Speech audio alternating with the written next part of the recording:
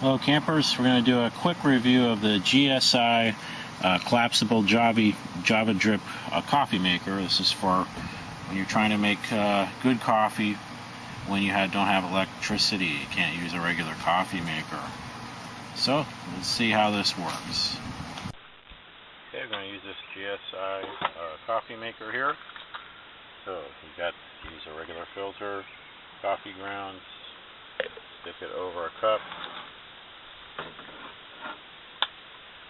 and pour hot water in.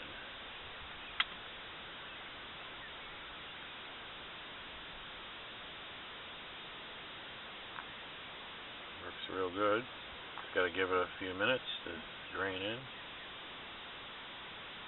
we'll check back in a minute.